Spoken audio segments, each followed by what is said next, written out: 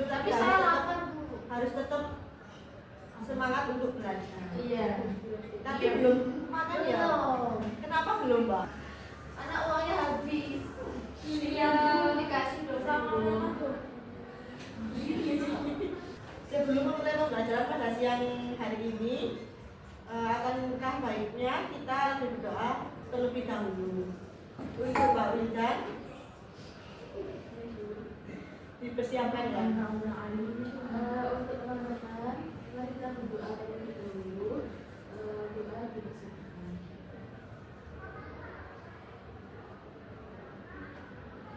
Doa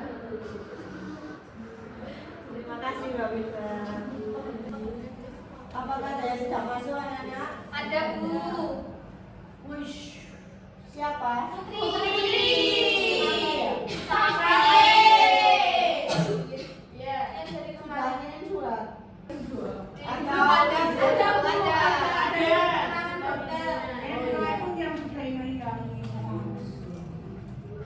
Aku tuh Bu. Putri saja ya yang tidak masuk.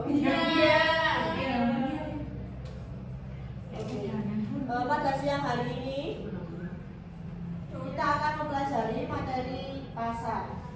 Lebih dalam lagi itu struktur pasar. Sebelum mulai pembelajaran, kalian menyimak video yang ibu tayangkan ya.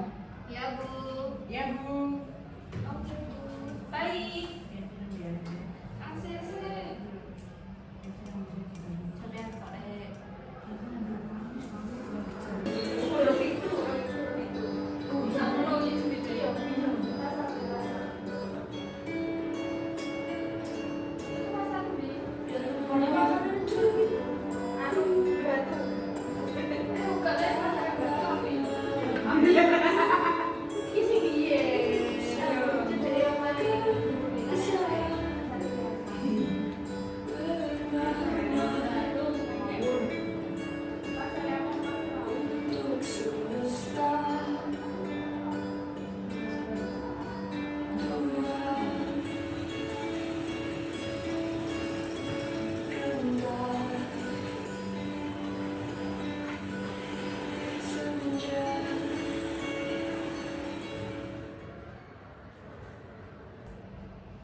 Nah, setelah melihat tayangan video tadi, apa sih yang ada di pikiran kalian itu tentang pasar?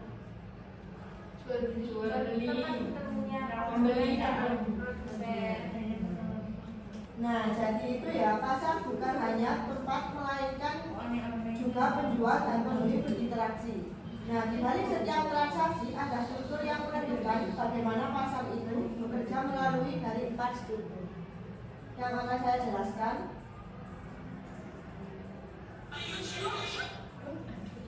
Bentar.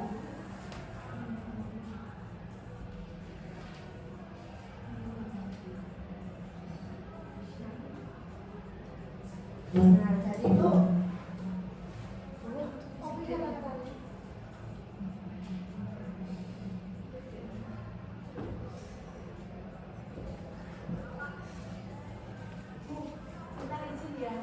mau kemana, Mbak?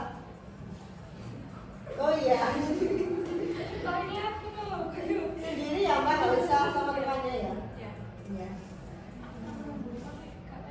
Coba lanjutkan lagi ya.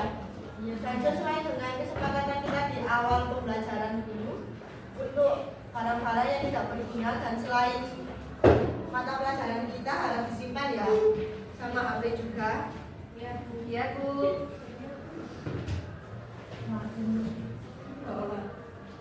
Nah, jadi di sini kita itu akan membahas tentang struktur pasar, yang dimana struktur pasar itu ada 4. Yang pertama ada pasar persaingan sempurna, pasar monopoli, pasar oligopoli, dan pasar monopolistik.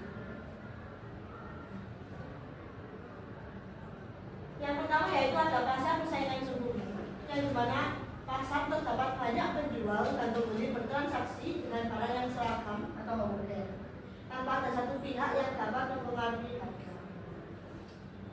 Ciri-ciri dari pasar persaingan sempurna ini, yang pertama yaitu banyak penjual dan pembeli, yang dimana tidak ada satupun yang memiliki kekuatan untuk mempengaruhi harga.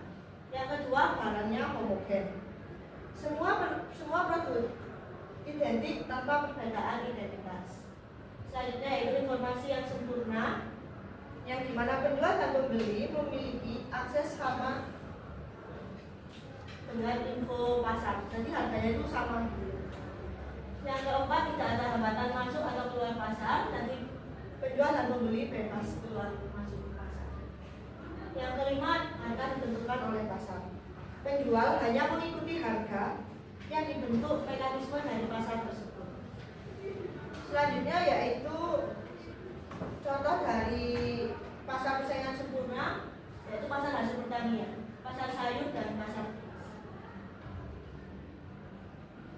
Selanjutnya ke pasar monopoli, yang dimana hanya ada satu penjual atau produsen yang menguasai seluruh pasar sehingga memiliki kendali penuh atas harga. Ciri-ciri dari pasar monopoli yaitu hanya satu penjual, tidak memiliki pesaing. Yang kedua yaitu barang tidak memiliki konstitusi atau pengganti. Yang ketiga, hambatan masuk pasar itu tinggi karena bagi perusahaan lain itu sulit bagi perusahaan lain untuk masuk ke pasar ini karena faktor hukum, teknologi atau modal yang besar. Yang selanjutnya yaitu penjual menentukan harga. Itu ada contoh dari pasar monopoli yaitu PLN. Yang selanjutnya ada struktur pasar oligopoli yang dimana dikuasai oleh beberapa produsen besar yang saling bersaing. Persaingan tidak hanya pada harga, tetapi juga inovasi, iklan, dan layanan. Nah, ini adalah ciri-ciri dari pasar oligopoli. Yang pertama, ada beberapa penjual besar. Pasar ini tuh dikuasai oleh sedikit perusahaan. Yang kedua, produk homogen atau terdiferensiasi. Selanjutnya yaitu hambatan masuk pasar tinggi. Dan yang terakhir ciri-cirinya yaitu bersekongkol, yang dimana perusahaan seringkali kerjasama secara diam-diam untuk membatasi harga persaingan. Ini adalah contoh dari oligopoli, yaitu industri otomotif. Ada Hyundai, Toyota, terus ada Suzuki.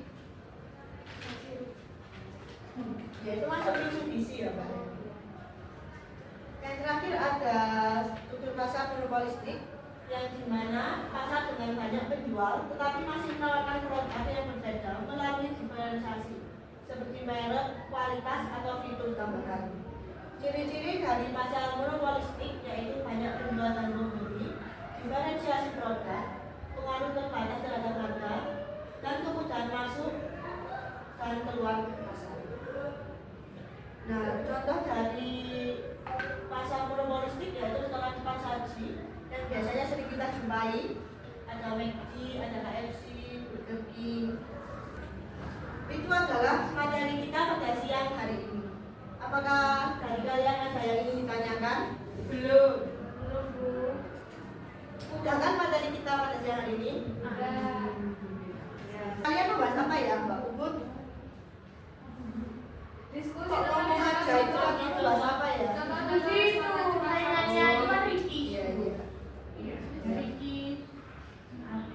Jadi setelah ini Ibu akan memberi studi kasus pada kalian yang akan dikerjakan oleh 2 sampai 3 anggota kelompok. Untuk kelompoknya Ibu akan membagi dengan cara berhitung saja ya. 1 sampai 3 ya berhitungnya. Iya. Mulai dari Mbak Mala. 1, 2, 3, 1, Cica, 2, 3, 1, 2, 3. baik. Berkumpul dengan kelompoknya ya. iya betul. 1.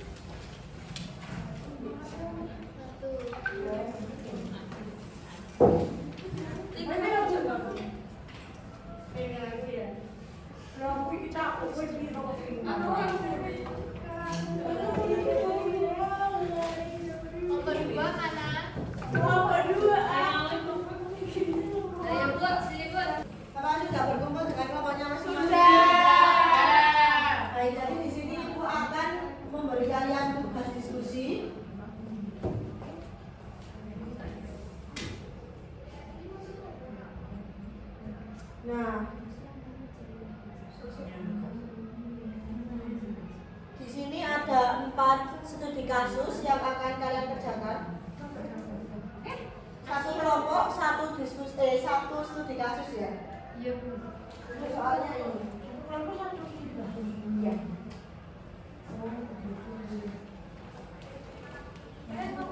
Ibu bagi ini ya.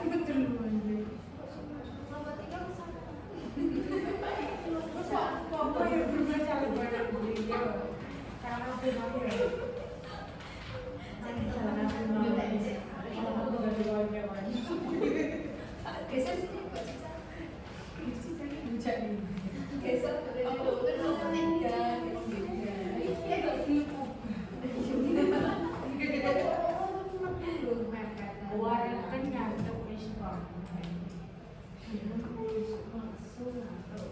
Harap dikerjakan dalam waktu 10 menit. Cukup ya?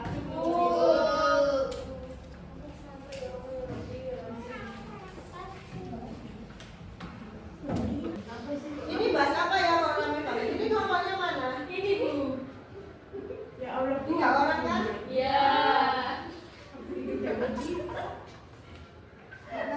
Bahas apa ya? Ini Bu, diskusi. Mau saya yang salah.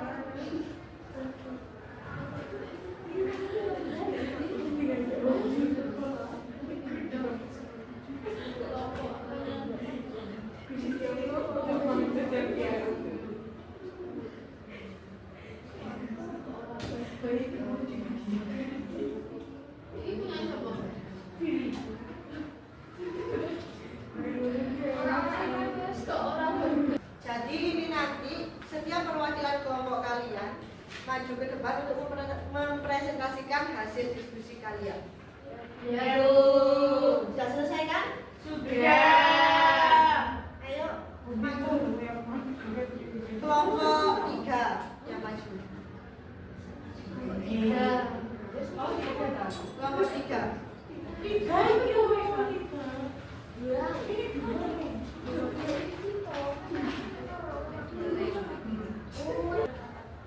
Ayo segera. Karena waktunya juga sudah sore. Semuanya didengarkan ya.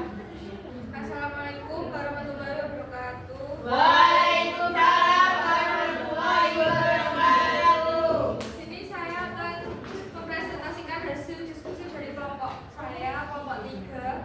Analisis struktur pasar menurut kelompok saya berdasarkan data yang diberikan. Suku pasar restoran di kota tersebut cenderung menuju ke arah persaingan monopolistik. Meskipun terdapat banyak restoran dengan variasi menu, Ayo anak-anak dengarkan ya restoran yang mampu pertanyaan. menyepakati harga tinggi tanpa alasan yang jelas, menunjukkan dengan adanya diferensiasi produk yang cukup kuat. Masing-masing restoran berusaha membedakan diri melalui kualitas, merek, suasana, atau layanan tambahan. Yang kedua, tentang permasalahan dalam berita. Menurut kelompok kami, permasalahan utama dalam berita ini adalah ketidakseimbangan antara harga dan nilai yang diterima konsumen. Beberapa restoran menetapkan harga yang tidak proporsional dengan kualitas makanan dan layanan yang ditawarkan. Hal ini dapat menimbulkan beberapa permasalahan lain seperti ketidakpuasan konsumen, penurunan daya beli, persaingan yang tidak sehat, kerusakan reputasi industri restoran. Dan yang terakhir ada solusi. Menurut kelompok kami, solusi yang tepat pada permasalahan berita ini untuk mengatasi permasalahan tersebut, beberapa solusi dapat dipertimbangkan. Antara lain, pemerintah dapat mewajibkan restoran untuk menampilkan informasi yang lengkap dan akurat mengenai menu, harga, dan bahan baku yang digunakan.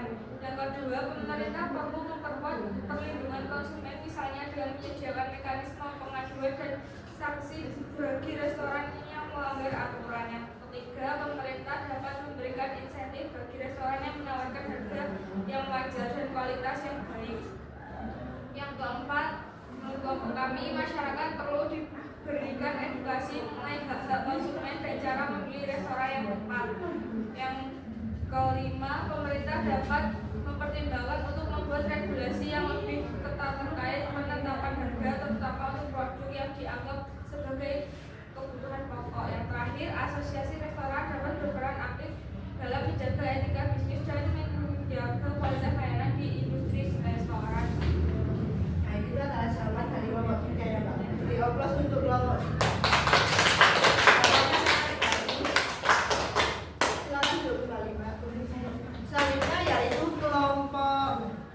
Dua. Dari ini. Siapa kelompok 2? Ayo Mbak.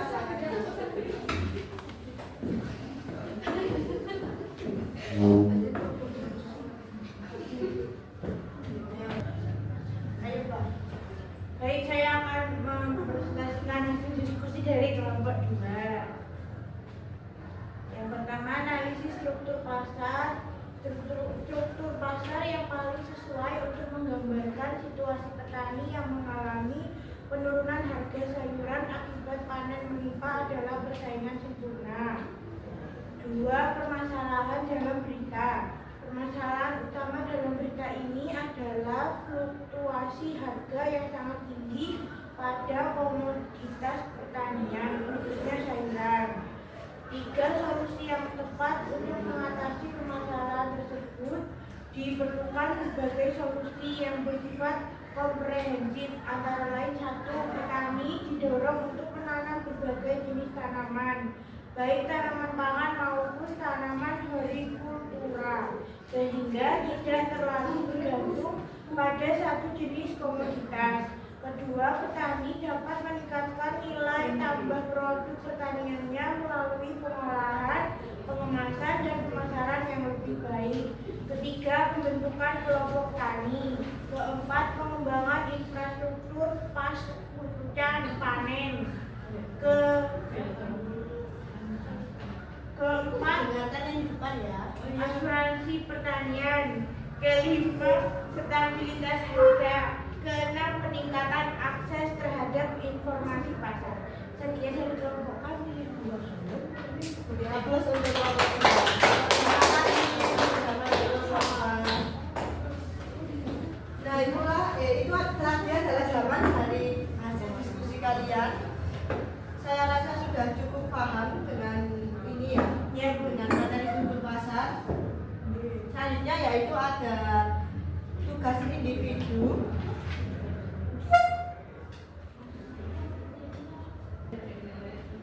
Nah jadi selanjutnya yaitu Ibu akan memberi kalian, didengarkan dulu ya Pak. Ya. Ibu akan memberi kalian tugas individu berupa soal uraian.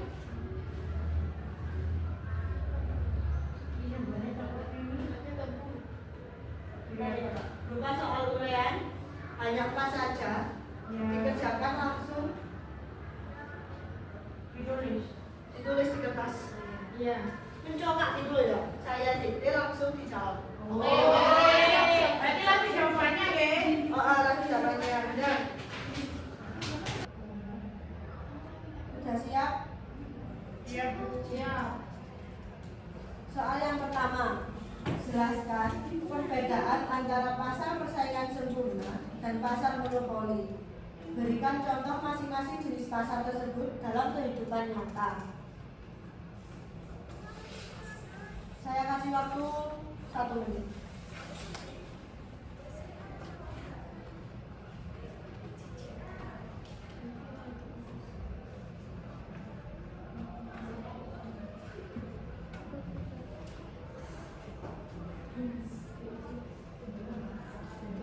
Nomor 2. Apa yang dimaksud dengan pasar oligopoli?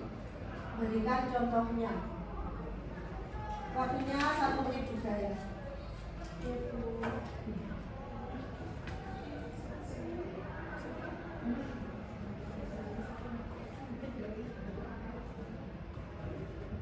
Sudah Bu. Nomor 3, jelaskan bagaimana perilaku perusahaan dalam pasar persaingan monopolistik berbeda dengan perusahaan dalam pasar monopoli. Waktunya 1 menit.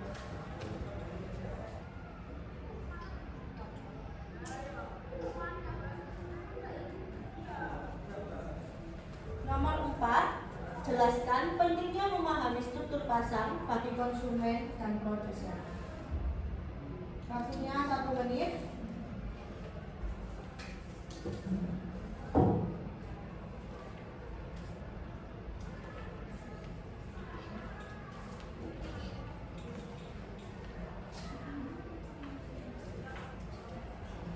Sudah dikumpulkan?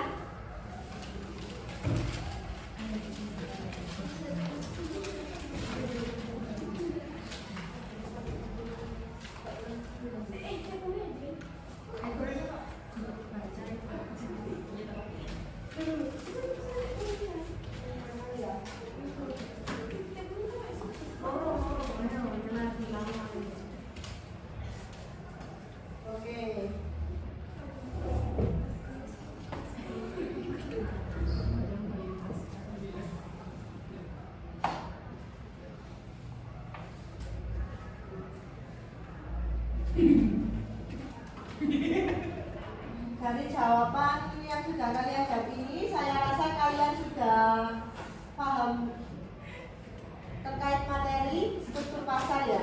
Ya, Bu. Ya Bu. Ya Bu. Untuk nilainya silakan ditunggu Akan Bu dibagikan. di depan. Oke, Bu. Oke, Bu. Terima kasih. Jalan kegiatan pada siang hari ini, apakah dari kalian bisa membantu menyimpulkan inti dari materi siang hari ini? Saya Bu. Ayo silakan Mbak Nela. Jadi kesimpulannya hari ini kita belajar mengenai struktur pasar yang mana ada 4 struktur. Yang pertama yaitu ada pasar sempurna, pasar monopoli, oligopoli, dan yang terakhir ada pasar monopolistik. Nah, jadi kegiatan siang hari ini kita mempelajari struktur pasar yang terdiri dari 4 struktur ya.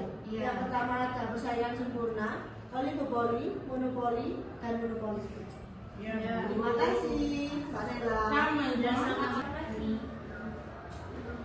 Sebelum mengakhiri pembelajaran pada siang hari ini, apakah ada yang ingin kalian tanyakan? Kalau tidak ada yang ditanyakan, saya rasa sudah paham mengenai materi struktur pasar ini ya. Ya. Kalau gitu saya akhiri pembelajaran pada siang hari ini. Terima kasih. Sekian. Wassalamualaikum warahmatullahi wabarakatuh. Waalaikumsalam warahmatullahi wabarakatuh.